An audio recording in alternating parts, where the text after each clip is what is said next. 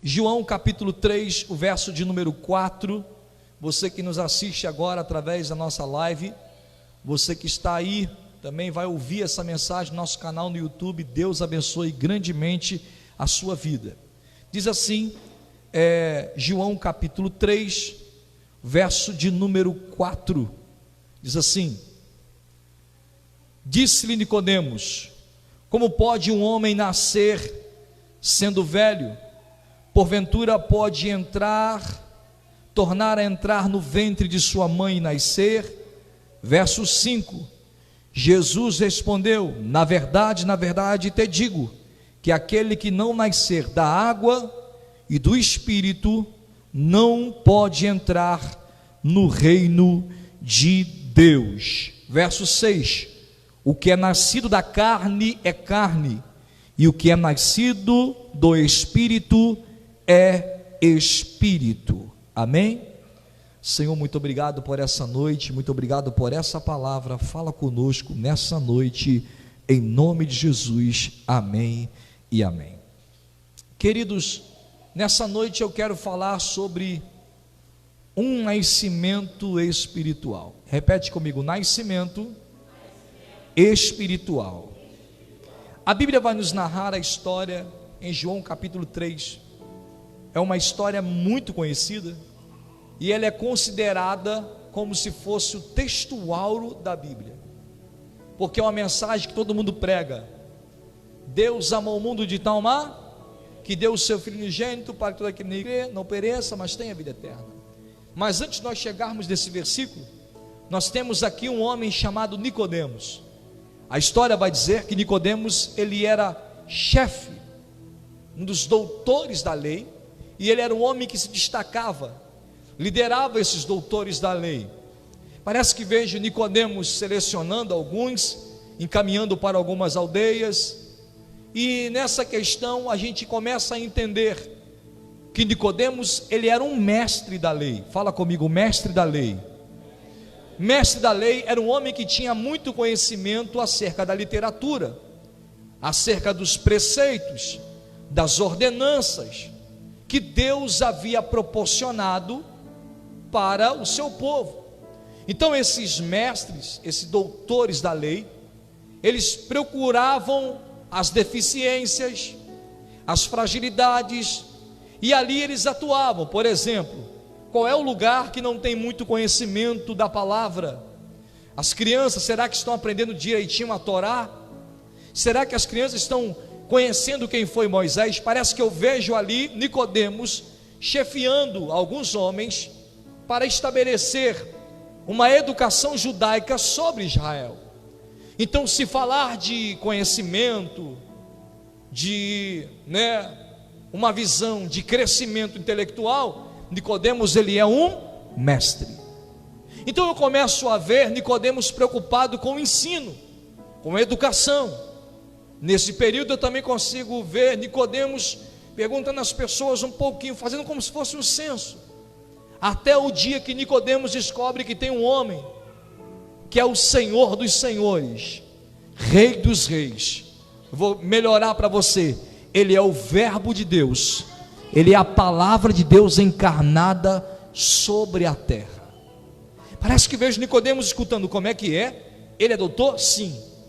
Teve um dia que uma mulher estava pega no ato de adultério, e essa mulher era para morrer apedrejada, e ele com uma palavra acabou com o tribunal de apedrejamento. Como assim? Ele disse assim: Senhor Nicodemos, aquele que não tem pecado, atire a primeira pedra. Não se bastasse o ensinamento que Jesus tinha, as palavras tão produtivas, as palavras tão maravilhosas, que confortava e consolava o coração, Jesus vinha carregado de milagres. Fala comigo: Jesus vinha carregado de milagres. Além de ser doutor, mestre, Verbo de Deus, ele agora é tomado de milagres. Parece que vejo Jesus com alguns homens, e ele dizia: ei, não se pode fazer que milagre no sábado. Por que não?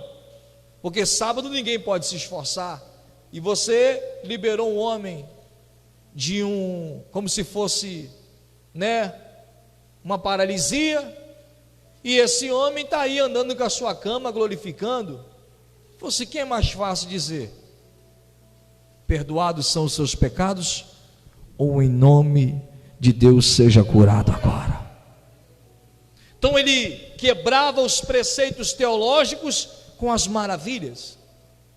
Aí parece que eu vejo Paulo lá na frente dizendo que a letra mata, mas o Espírito vivifica. Paulo, quando fala a letra mata e o Espírito vivifica, ele está falando para a igreja de Corinto.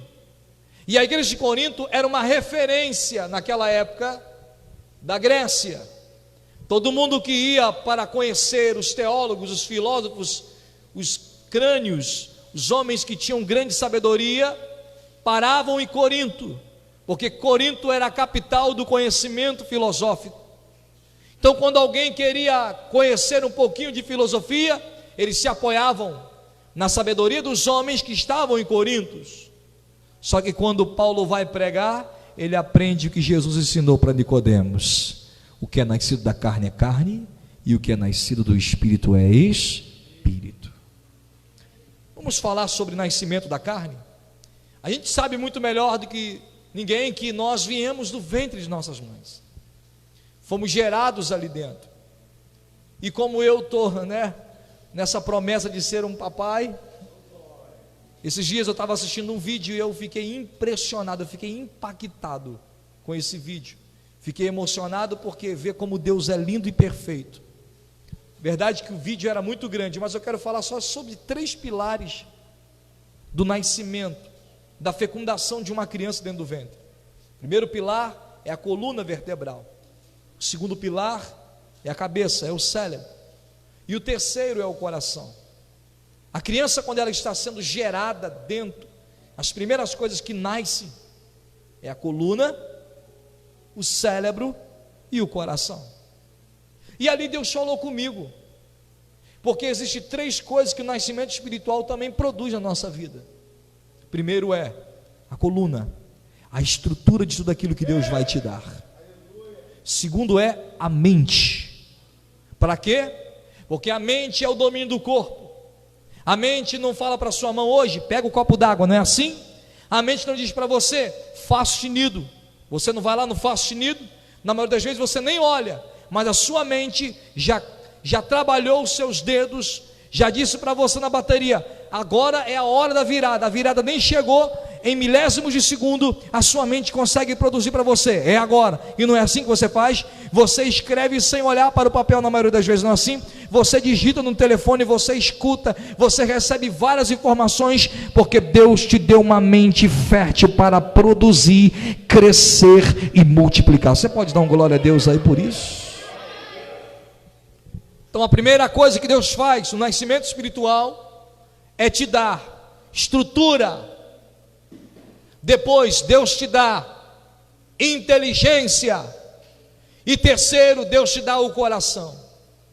É interessante porque o coração da criança, ele é praticamente, quando vai sendo gerado, ele é muito grande. Às vezes o coração, e ele vai batendo, e ele, na proporção que ele vai batendo, ele vai criando veias. Em 2 dias a mão da criança começa a desenvolver, coisa interessante, né? Os olhos, o cérebro. Em 2 meses a criança está totalmente formada, com os aparelhos respiratórios. Em 2 meses, olha como Deus é lindo. Você já viu como é que está aqui? Daqui a pouco você vai ver, daqui a um tempo, pastor, com barriga, daqui a pouco vai estar aqui no colo, daqui a pouco vai estar correndo, daqui a pouco vai estar tocando no teclado contigo, contrabaixo. Você fala, meu Deus, é muito rápido. Não, não é? Porque Deus tem pressa em fazer você desenvolver a tua história. Interessante que eu não sei, mas são mais de milhares de neurônios explodindo nesse período. Os neurônios começam a criar eletricidade no cérebro de uma forma tão grande que a criança vai produzindo reações. Com 3 meses para 4 meses, a criança já está dando já salto mortal no ventre. Ela já consegue abrir e fechar a mãozinha. Ela consegue distinguir a voz do pai e da mãe. Eu estava vendo a pastora cantando aqui e o Rodriguinho chamando. Eu falei, esse garoto tem que ser alguma coisa da música. Porque para ficar aqui no altar, escutando essa barulheira toda, e eu fiquei pensando, Deus te coloca em ambientes do seu nascimento, para você já começar se acostumando aonde é que você foi gerado. Entendeu? Porque tem hora que Deus te tira de alguns lugares e traz para lugares sérios. Entendeu? Porque Deus fala, não é para andar com grupinhos de pessoas. Eu quero que você seja uma intimidade comigo. É por isso que às vezes Deus te separa. Não é para ficar no meio da roda dos escarnecedores. Porque a Bíblia fala que as más conversações corrompem os bons costumes. Você entendeu por que você foi nascido e criado no Evangelho? E você tão jovem está aí assumindo responsabilidade e dizendo, eu queria curtir a vida. Você vai curtir nada, vai ser missionário, vai ser pregador. Você não é aquilo que você quer, você é aquilo que eu gerei você para ser. O que é nascido da carne é carne, e o que é nascido do espírito é espírito. Então a gente começa a ver que há um mistério aqui. A criança começa a se alimentar em tudo que a mãe come. Quem quer pegar essa palavra aqui comigo agora, hein? Tudo que a mãe come, a criança, gostei. Tudo que a criança... Ô Denis, você falou para mim que uma amiga da sua irmã, né, quis comer tijolo, não foi? Barro. Aí, Senhor, meu Deus, guarda a pastora não vai comer barro não. Guarda a Joyce também, a nova mamãe aqui também, a Joyce. Vamos aplaudir pela vida da Joyce. Eita! Glória a Deus. Deus abençoe você, tá? Não. Mas sabe por que geralmente a mulher quer comer barro? Porque o seu corpo quer vitaminas. E como se fosse o tato, né, o olfato, o paladar da mulher, olha e fala assim, um tijolo. Comeu tijolo, Ariane? Ariane comeu tijolo, pastor, olha lá, meu Deus do céu. Faz assim com a Mariane. Hã? As pedrinhas do feijão, que delícia. Aleluia. Dá uma raiva a pedrinha do feijão, né? Mas vamos lá, vamos voltar aqui, senão daqui a pouco vai virar um seminário, calma. A gente começa a entender que tudo aquilo que a mulher se alimenta, o aparelho digestivo dela tira uma parte e manda para o cordão umbilical. A pastora fala assim, Mendonça, tem hora que parece que eu estou sentindo as minhas forças indo embora. Falo, nada, é ele pegando as tuas forças. Olha só que mistério lindo. Mas logo depois, hoje mesmo a pastora falou assim, quero comer um feijão, Mendonça, negócio. Falei, peguei o carro, fui lá para Morragudo, 3 horas da tarde, para levá-la para comer a comida da mãe dela. Que sabe o que é isso?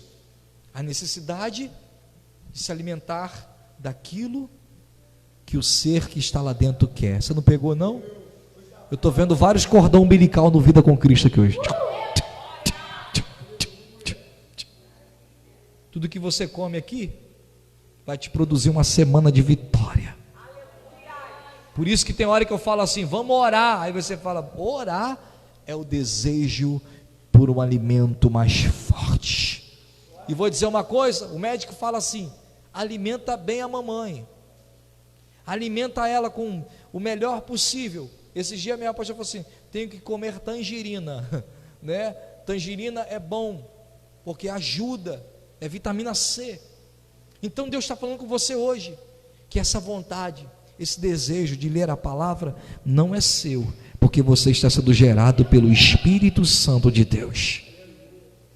Tem gente aqui que vai acordar de madrugada e vai dizer, estou com a vontade de fazer um propósito de oração 3 horas da madrugada, ninguém vai entender, mas Deus do céu está dizendo, está sendo gerado para aprender o que é batalha espiritual, porque enquanto muita gente está dormindo, você está guerreando, você está profetizando, você está sacrificando o seu tempo de sono para glorificar e exaltar e buscar a Deus.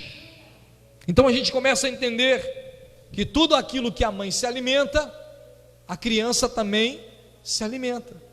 Agora eu quero falar outra coisa para você aqui. o ambiente onde a mãe está gera na criança reações. E interessante é que a criança começa a ser formado o seu caráter pelo sentimento da mãe.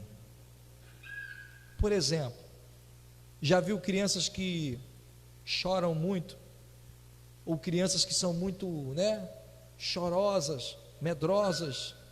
Isso reflete no caráter do ambiente. Por que ele fala assim? Não dá susto na mamãe, porque senão pode acontecer um problema na criança, uma complicação. Sabe o que Deus está falando contigo hoje? O diabo está doido para você abortar teu sonho.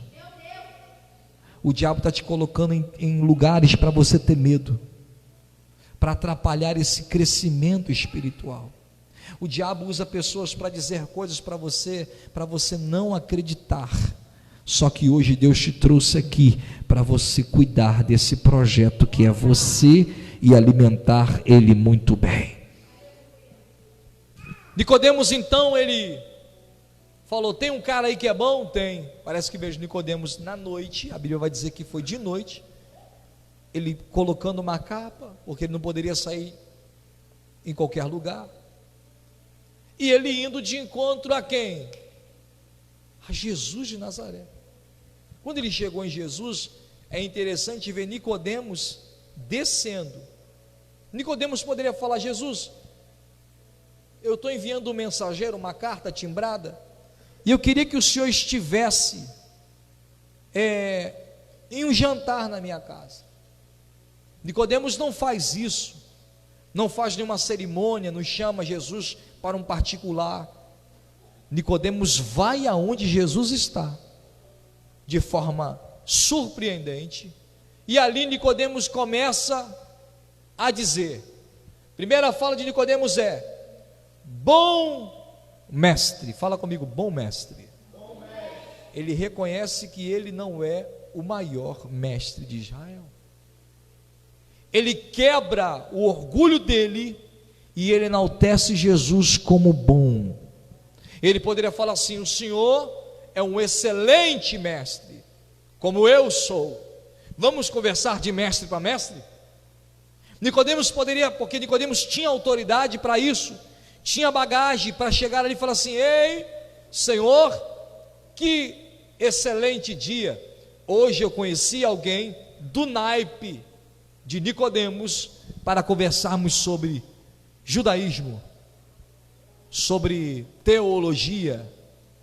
Poderíamos falar aqui, Jesus, horas sobre alguns preceitos bíblicos. Não poderia? E poderia. Mas Nicodemos esqueceu que ele era mestre, e ele reconhece Jesus como o maior mestre da história. Você não entendeu, não? Vou melhorar para você agora, eu vou aplicar. Até quando nós vamos achar que somos alguma coisa? Porque quando nós achamos que somos alguma coisa, nós tiramos o mérito, a honra, a glória de Deus. Sabe qual é um dos maiores problemas para você cuidar, trabalhar, tratar uma pessoa? O orgulho. Esses dias eu estava pensando assim: por que as pessoas que fumam cigarro continuam fumando cigarro, sabendo que o cigarro, a bebida faz mal, e não conseguem se desligar? Porque eles acham assim: não está me fazendo mal, eu estou bem, até o dia que o médico chega e fala assim: está em fase terminal, você só tem 2 meses, seu pulmão está todo tomado. O que aquela pessoa faz na mesma hora? Para de beber ou para de fumar. Só consegue se dar um bloqueio na vida quando aquela pessoa realmente entende que o caminho é um caminho de morte. Pegou, não? O orgulho cega você, porque você não sente, mas ele vai te afastando todos os dias de Deus, porque você acha que é autossuficiente, você acha que é muito importante. Eu vou na igreja escutar o pastor, já ouvi várias mensagens dele, aí você vai deixando o orgulho te tirar da presença. Eu vou lá hoje para ouvir a irmã Francisca dar um glória, não, eu canto melhor do que ela, e você vai se afastando, e você não entende que aqui não são os homens Os homens são instrumento de Deus, mas o dono da obra ainda é Deus. Nicodemos chegou numa fase de entender: eu sou mestre, eu sou doutor, mas só quem faz sinais, prodígios e maravilha é Ele. Ele fala: bom mestre, quem é que tem sinais, prodígios e maravilhas? Terceiro reconhecimento: primeiro, Jesus é bom. Segundo, Jesus tem sinais, prodígios e maravilha. E vem da onde esse sinal, essa maravilha? Vem de Jesus. Para fazer sinais, prodígios e maravilha, bem vejo que só provém de Deus. Olha como Nicodemos é inteligente para começar o diálogo. Mas eu vejo Jesus se segurando para abrir o leque da revelação para Nicodemos, porque ele sabe como é um doutor da lei.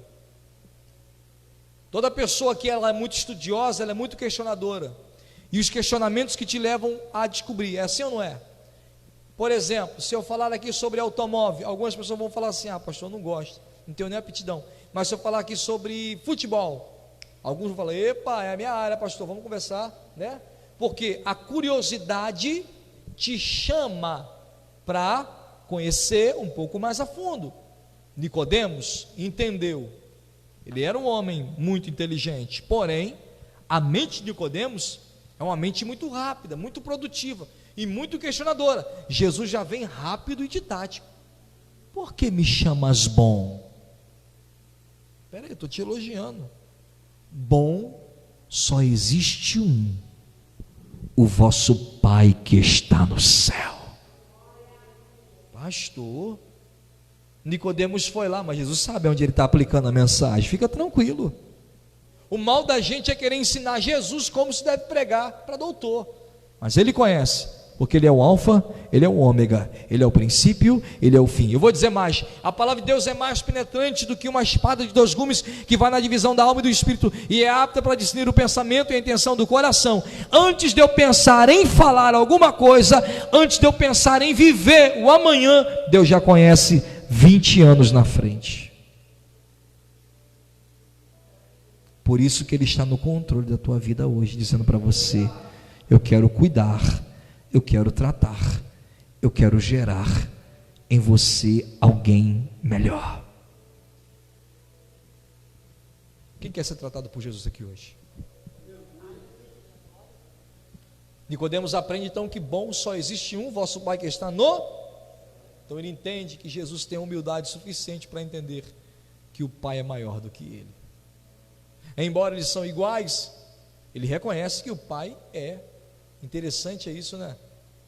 Embora você saiba que alguém tem o mesmo nível intelectual que o seu, você sempre coloca alguém acima de você. Isso se chama humildade. E Jesus tinha, porque ele disse: aprendam de mim, que sou manso e humilde de coração. E qual é, pastor, o grande segredo de ser humilde o suficiente?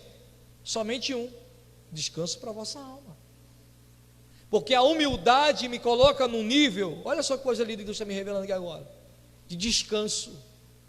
Porque quem é humilde não quer competir com ninguém. Que quiser competir, que pode competir sozinho. Eu só quero viver o que Jesus me proporcionou hoje.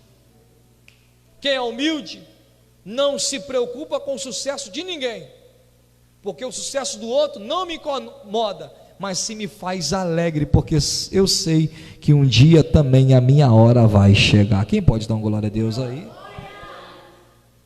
Então a gente começa a entender que Nicodemos já aprendeu uma fase com Jesus: que bom é só Deus, o vosso Pai que está no céu.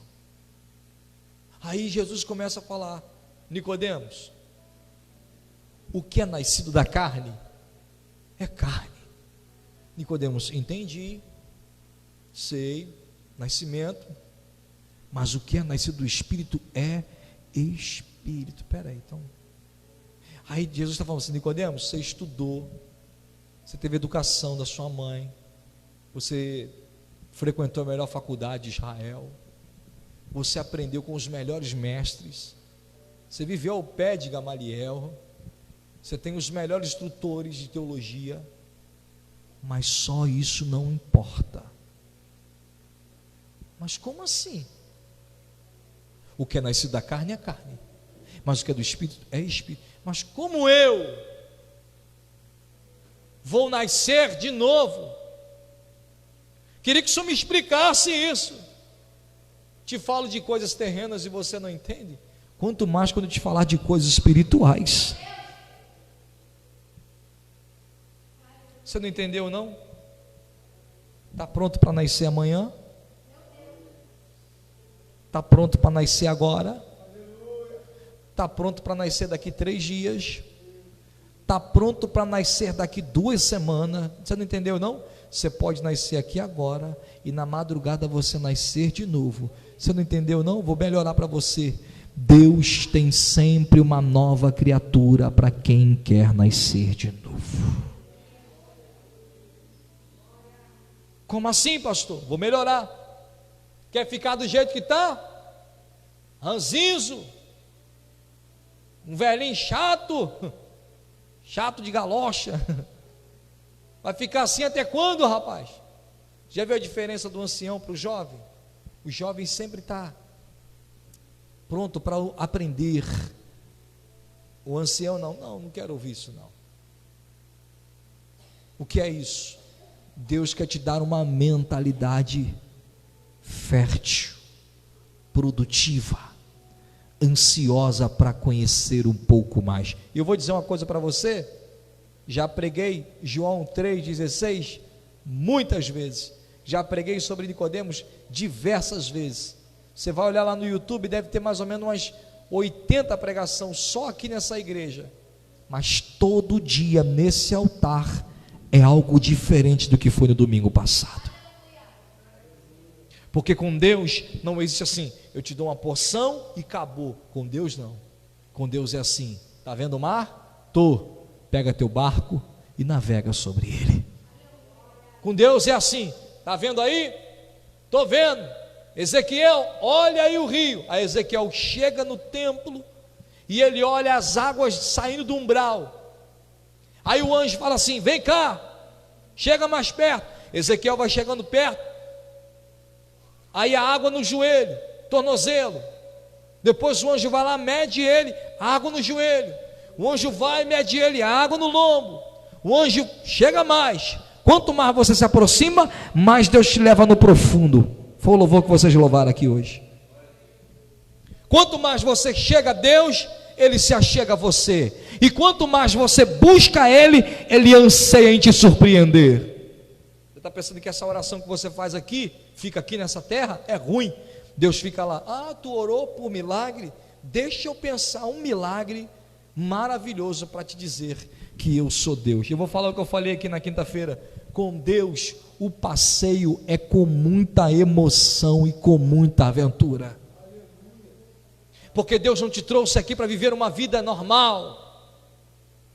Deus te trouxe aqui para viver o sobrenatural. É além da naturalidade humana, é sobre a naturalidade. Sobrenatural. Aí Deus fala, vem Ezequiel, mais um pouco, água no pescoço. Ezequiel já não conseguia nem andar direito.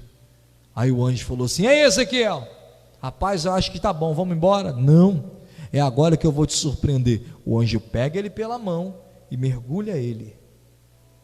E quando ele desce e ele volta, lembra? Era o rio que saía dos umbrais da porta do templo.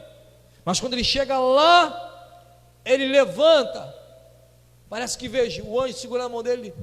E aí Ezequiel, onde eu estou? Que dimensão é essa? Você me mergulhou, era um pequeno rio, e agora eu vejo que é um rio enorme. Espera aí, eu estou vendo várias árvores em volta desse rio. Aí ele vai olhando mais, aí quando ele olha, ele vê que aonde o rio passa, por exemplo, o rio está chegando aqui, aonde era um manguezal, o manguezal começa a florescer e ter árvores lindas. As águas que eram onde tinham peixes mortos bate e as águas começam a produzir seres vivos. Aí Ezequiel vai entender que essa é a atuação do Espírito Santo. Não se contenha com um pouco, peça a Deus sempre mais aonde Ele pode te levar. Deus não vai te levar de uma vez no nível que Ele quer, mas todo dia você vai construir um tijolinho da tua história. Todo dia você vai construir uma história diferente. Nicodemos, o que é nascido da carne é carne, e o que é nascido do Espírito é Espírito. Aí eu quero dizer uma coisa: Nicodemos é mestre da lei. E Jesus?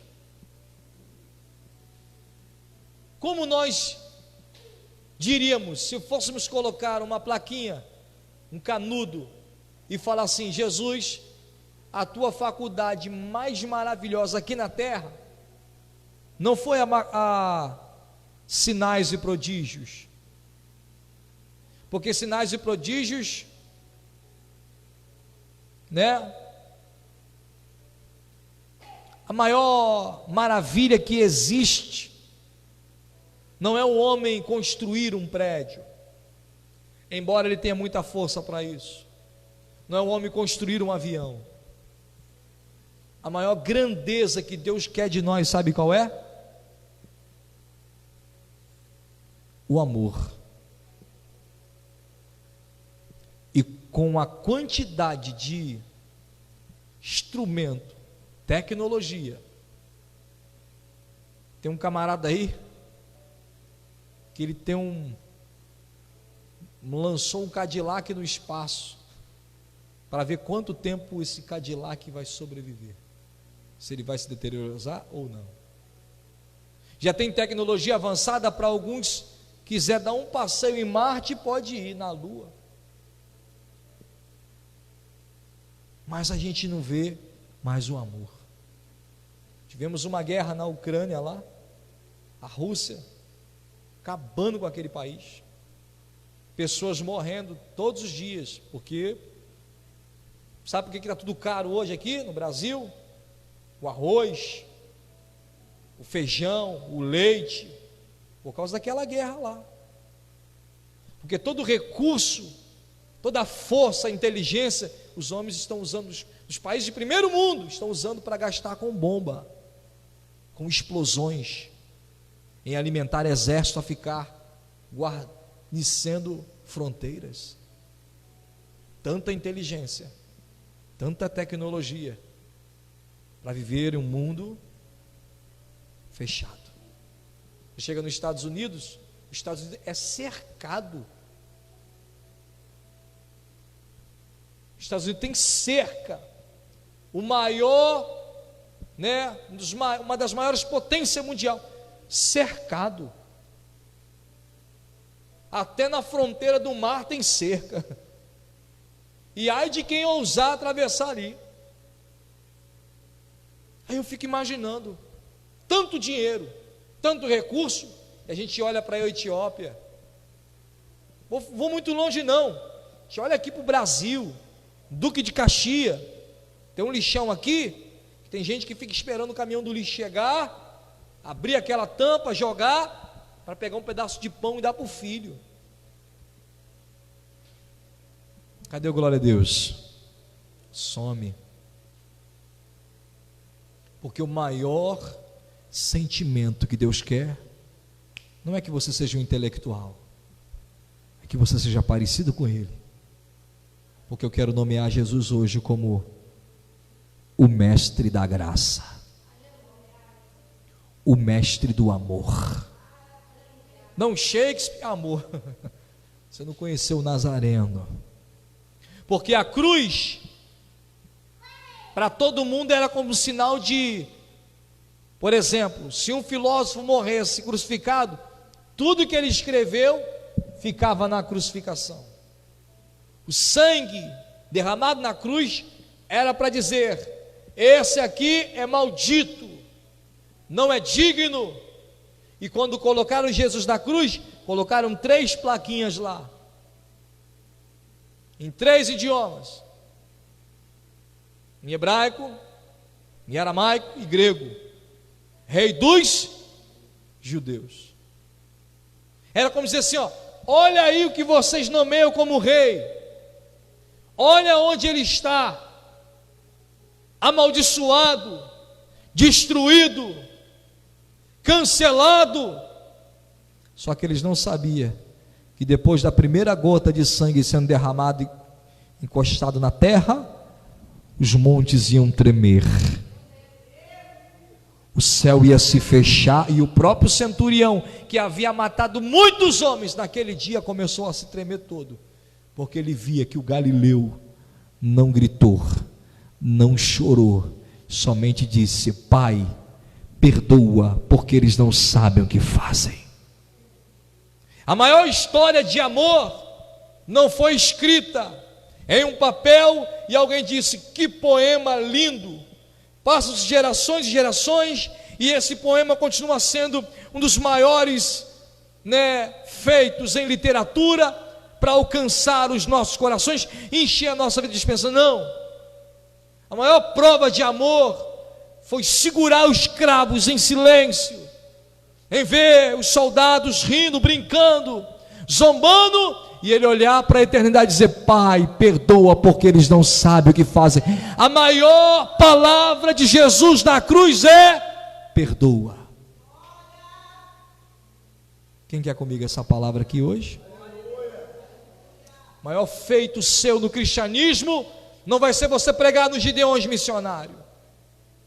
O maior feito seu não será fazer um morto ressuscitar com o seu ministério.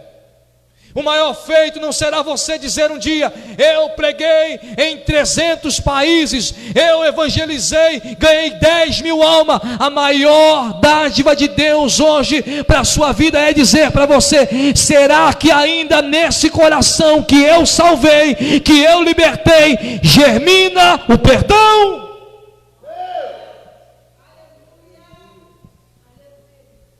Ou Jesus vai olhar para você que nem olhou para a figueira seca e dizer: aqui não tem fruto, seca-se. Bate no teu peito aí, que eu vou fechar a mensagem agora. Meu Deus, a hora voou. Fala assim: a partir de hoje, eu alcançarei o perdão.